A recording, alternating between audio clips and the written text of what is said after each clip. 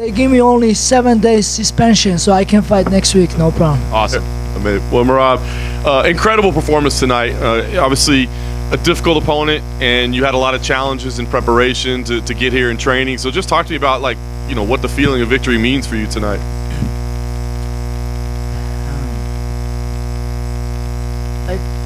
Now I'm sitting here and talking to you. This is normal day for me because I just had a fight. Fighting is no problem for me. Just to go through all the training camp, make weight. This is hard, but after Friday morning, once I start drinking and eating, life is good again. And today was also again like normal day, like always. And I wasn't care. I was fighting Nurmagomedov undefeated. I know I was gonna come and just do my fight. And but but same time I am in the gym every day and getting better training. I wanna say thank you to my teammates, New York, Las Vegas, all the training partners who helped me. And I wanna also say thank you especially for Aljamain Sterling. I think Aljamain Sterling is so much better than Nurmagomedov's wrestling, you know, like I don't know if I say right. Yeah, Aljamain Sterling's wrestling is another level, like, and I don't see from nobody. And then I believe Aljamain Sterling can beat all the Nurmagomedovs together with the respect, you know, because Alja is the good. Umar had his most success early in the fight, and it did seem like you were being more patient than normal to start. Was that the game plan, and did things play out the way you had expected, or was it just something that was going on at the moment? I was taking my time, nothing to rush. I was there for fight, like I said. I wasn't like looking for wrestling. I wanted to punch the guy's face, and I was looking for a good opportunity to punch.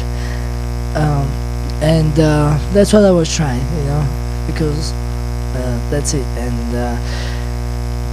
And yeah, so I was taking my time because you know, like, as you guys know, the later rounds I'm waking up more, and I can even go 10 rounds,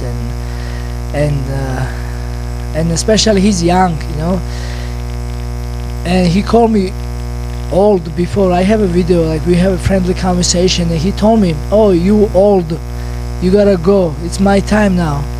Bro, look at him, bro. Yes, I'm maybe older than you, but I have experience. I training hard. I'm not like what are you talking about? Like, it's like we just have to get rid of the old people. What do you mean? Because of you young? Like, what do you mean?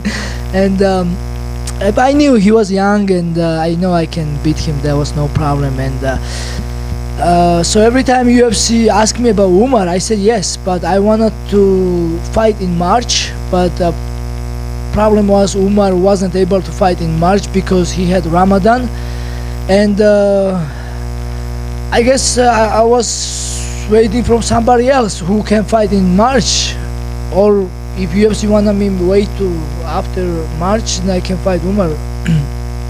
But and also Aljo had fight against Mosar Evloev, and I was training with him a little bit. I had some injuries on my leg. I had cut, and I have some infections, and I wasn't not waiting for fight. But once I take this fight, and I'm like, okay. You started showboating a little bit towards the end of the fight. Was that kind of sending a message to Umar, or just playing to the crowd and having fun? Like, what was the inspiration behind all that? Yeah, I had a little bit fun. You know, I like to have fun. I don't like negative energy. You know, sometimes I fight. I'm still looking for something positive. You know, I don't hate nobody. You know, just I think it was more fun, right? Yeah, it's just I had some conversations with people, and that was fun. You know, that feels good. You know, when you break some undefeated guy and you can laugh with the people, you can have a conversation. I was looking for Dana White, but Dana White was sitting here, and I had to lose the position. Nice. The last thing for me, you know, as champion, you don't have to pick your fights; they pick them for you. But I mean, this run that you're on, the names that you've beaten is incredible. There's not a lot left. So, what's the fight that if you were picking? Is there a fight that means the most to you right now, or a fight that you have that like I really want this next? I wanna fight for the best guys in division, like I always do, and that's what makes excites me and the next best challenge. But I think I beat everybody in this division. So, and but we'll see whoever is the next best challenge. And I think also O'Malley, he was complaining about something, and he really have a chance. Like we know he can really knock people out if he lands you. He has a big chance, you know. And then I see him as a challenge too, you know. Maybe he will make some changes now this time, and then maybe we go toe and toe this time, and it's gonna be a good fight, I think. But like you said, I'm a champion now. They have to call me out, and I'm ready to come back quick as soon as UFC wants to me come back, and then when I respect UFC's decision now, and then I will fight whoever will be next. Merab, to your Thank you. how do you take it to the next level? You've beaten, John mentioned this great run of champions, maybe some of the best champions in the history of the UFC. In your performance, how do you take it to the next level to top what you have done in these last 5 or 6 fights? Every fight is different, man. If I have to make if I have to take Sean O'Malley down and make look easy, why I have to beat this guy too much? And I will beat him next time, you know. I wanna left more. You know?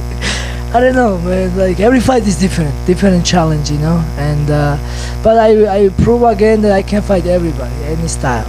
And then I'm a champion, and I beat a lot of good guys. I don't know how to answer your question. I mean, okay, I'm getting better.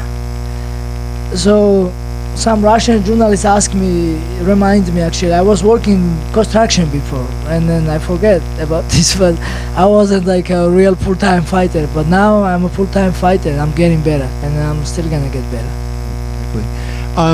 Did Umar said he broke his hand? Did that bother you, the fact that he said that in front of the public? Like, did you feel it took away from your win at all?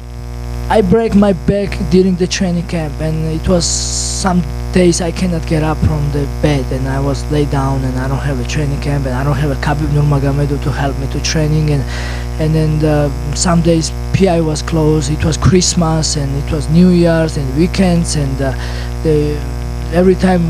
Not every time, but it happened a couple of times. Umar was there, and the security guard, I'm sorry, we cannot let you go in. And I'm not making this excuse. You're a fucking fighter, and you gotta find a way to win or whatever. It may happen, maybe, I don't know. But like, after he disrespect me, he says so many bullshit things. I don't know. I mean, as a fighter, I respect him, but I mean, I don't know. God bless him. You know, I wish him all the best. But you know, it's a fight. And then, guess what? Who broke his hand? Did he, in the first round, so did he wobbled you a little bit? Was that a slip, or did he actually hurt you with that punch? I don't feel it actually. I don't even know that I have some cuts in my Vaseline was bothering me, like in my eye, like they give us Vaseline and they get in the eye after. But I don't even know that I have a cuts, and when I looked at me, wow, he gave me a little damage, but I don't know. I mean, you know, some Hennis would have bounced me before, like, you know, that's no problem. That's when I wake up, you know. Last thing for me, you also talked to Joe, and he said, let's not talk about this, but you were saying you hurt your leg as well as your back. What specifically was the back injury, and what was the leg injury that you were, and how did it limit you? Oh, I don't have my phone with me, but I will post it maybe picture later. So like in November, I got big cuts on my leg, and then this is just heal up like Wednesday, like close finally. It was big cuts, and then it was taking so long to heal up, and then it get impacted, and then every time somebody touched me and I was doing wrestling or kicking, that was so painful, and that was challenge for this training camp. And then so what happened was so I take this fight like about 6 weeks notice, and the UFC Embedded was coming to take shoots, and then we take some sparring video interviews and sparring videos in my gym. But and then I said, okay, let's go outdoor, and with my friends I go outdoor, and I was grabbing my friends, running the mountains and lifting, and lifting heavy, and then my back messed up, and then I was doing workouts that I was not doing last maybe 8 months, and it hits me then, and then I had this fight, and and I'm like laid down in my bed, like depressed. I cannot go gym, and Umar Nurmagomedov talking trash. Oh, Merab will pull out. I won't be surprised if Merab pull out. I'm like no, I'm not gonna pull out. I'm never pull out. Merab over here in the back. Considering the injuries that you just mentioned, and a couple days ago you said it was hard to stay positive during the training camp. Looking at it now, after your win, how rewarding is this win?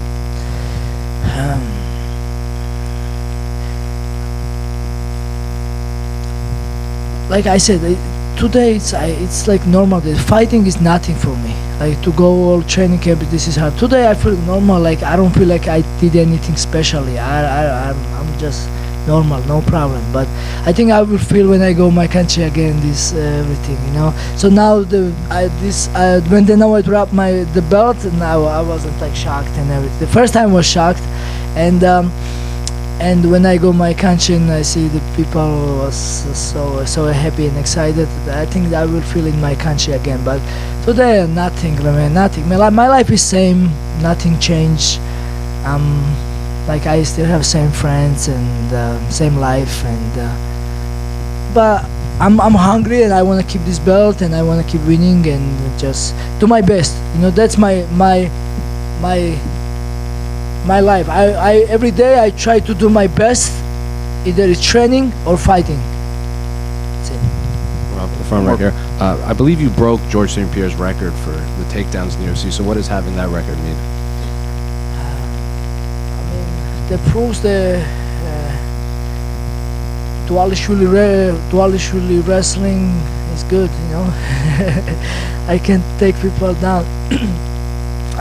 That's good. That's good. Another record, and good thing. But I don't know. I wasn't trying much wrestling today.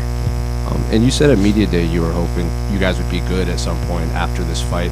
We saw you shake hands pretty briefly in there, but have you had an opportunity to talk to Umar or any of the rest of his team?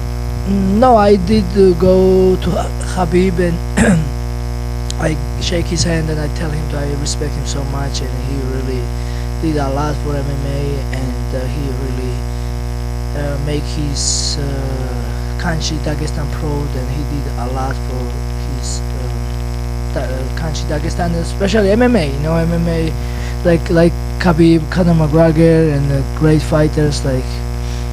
I respect all the guys, DC, and all the guys who really put a lot of work, cut a lot of weight, and worked hard to make UFC what is this today, And so yeah, I did shake Umar Nurmagomedov's hand, but I don't have a chance to talk to him. But I don't have nothing against him. I know, I was really mad, when he disrespected me, and he said I was ducking him. I never ducked. Every time UFC asked me to fight him, I said okay, I will fight. But and then the last time they asked me, I said I will fight March. And March was like my 6 months from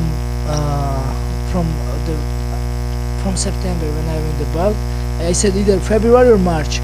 And Umar say, oh Merab, February fight is in Australia, I'm not gonna fight there, and in March is Ramadan. Bro, it's not my problem, what are you gonna do? And now I give him good opportunity to fight in January with Islam and other guy, and then so yeah, that's it. But yeah, all the respect, no problem. I was mad, really mad, but now I'm good, I'm all done, no problem. Merab over here in the back. Congratulations. Merab, can you just describe that moment in the third round? Dangerous fighter in Umar, and then you see him start to slow down. The crowd gets into it. The whole arena is cheering for you.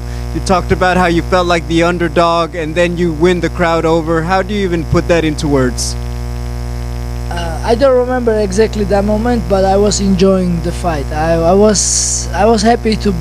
I was there in front of Umar Nurmagomedov, and I know that I have a good fights, tough fights, you know. Like it was like, you know, you make little mistake, or he will charge you, or if he makes little mistake, and I will charge him, and that was like I was enjoying the moment. But yeah, then I have some fun with the crowds too. Featherweight champion Ilia Topuria said, you know, this is a great victory for Georgian wrestling. Obviously, Ilia's doing really well. This is a big fight. Just, do you feel like if you guys keep going, you can bring the UFC to a country like Georgia for a big event one day? Yeah, that's our dream, to bring UFC in Georgia. Like Giga Chikadze was trying to bring UFC in Georgia. Ilia also try. I mean, I will do everything, and I try, but what I find out it's hard now. But yeah, we will, of course, we will. And then it may take some time, but for sure. And thank Ilia. Yesterday, I think yesterday he called me. Ilia called me, and he gave me good advice. And now, you know, he's my brother, and now I'm gonna go Australia and then support his brother making his UFC debut, Alexander Topuria. I think he's even better version than us, like, you know. Yeah, he's, I think, I mean, I'm not gonna say he's better than Ilia, but he's better than me. Merab, Right here. I think in one of your interviews right in front of you here, leading up to this fight, you had mentioned this really ambitious plan of maybe doing 4 title defenses in 1 year, which would be the record. Sitting there right now, do you feel like you could fight 3 more times this year? I would love to. I like challenges, and I would love to. If UFC give me this one, no problem, you know. Whatever UFC ask me, I will do, no problem. I'm good. I try vacation after I win the belt, but wasn't working out, so now I'm good. I'm back to work. So, Merab, all week we were commenting that everyone was surprised that you were an underdog. You were like plus 200. Probably a lot of people made a lot of money on you today. But how did that really affect your mindset to know that you were a 2-1 underdog going into your title defense against the guy who did not have a resume like yours? Let me tell you first, so every time people bets money on me, I'm so worried, you know, because I remember when I had my debut at the UFC, somebody called me night before, hey Merab, how you feeling? Are you gonna win this fight? Of course, like, you know, doesn't matter what you go through, you're ready mentally to, never is, training camp is never perfect.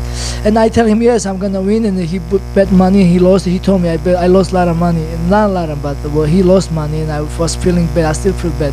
And the people telling me that they are betting money, I feel bad. And then like, I don't like this, like betting and stuff like this and whatever. But to answer your question, the underdog, I don't care. I don't care what people opinion is about me. I believe my hard work. I work hard. I'm doing my best every day in the gym. I'm getting better, and I'm focused on myself. I'm not focused on somebody else, because everybody else thinking different, you know. So I think world was against me. I used to, like, last couple months I blocked so many followers on Instagram because they was talking trash, you know. They was going crazy, but I don't care. So you got the takedown record. You have headlined the highest gate in UFC history. You have the most win streak in bantamweight history, most control time. Are you the greatest bantamweight fighter in the history of the UFC? No, Aljamain Sterling is the greatest. Yeah. And don't forget, Dominic Cruz is one of the greatest. Merab over here, congratulations on such an impressive victory. I mean, at press row we were just amazed on how easy it was. Hey after guys, the third sorry, round. just letting you know, guys, Aljamain Sterling beating me every day, easy, no problem. Training, he's better than me. Again, congratulations on just a dominant win toward just getting a second win for yourself in the fight. It looked at times as if you demoralized Umar, just beat the fight out of him. He was searching for answers, couldn't really find a plan B. Did you feel like you beat the fight out of him and just demoralized him in this one? Especially towards the end too, when you were just throwing him around. It's up to you guys, yeah. I mean, I wish the fight was more longer, and I will enjoy more. Yeah, but it's up to you guys. I'm sure, you know, I don't know. Yeah. Like, I had fun there. I don't remember many things there, but yeah. I mean, if you say this, I guess it looked like that. I guess it was like that. You had fun all of fight week. You're having fun now. You told us you wanted to go back home, eat some khankali. What's the victory celebration gonna look like? Oh, khinkali sounds good, and I make khinkali here in America called Namo. Everybody can order from the home. It's my company, and then I mean all the Armenians know he's from Armenia. That's why all the Georgians. If you wanna eat khinkali, order my khinkali Namo. So yeah, I mean I'm not this much hungry now. Yeah, but I will eat something. Okay. Thank you, everyone. I'm grateful. First of all, I'm grateful for UFC, and life is good. I love my life. I love wake up every day, go gym, training, help my training partners. Thank you, all my training partners, to whoever helping me, and that's life. We make each other better, and I'm grateful. Yeah, life is good. And then one more thing, yeah, don't let them bully you. Like a lot of people was texting me. They was telling me that Umar will kill you. Umar will do this.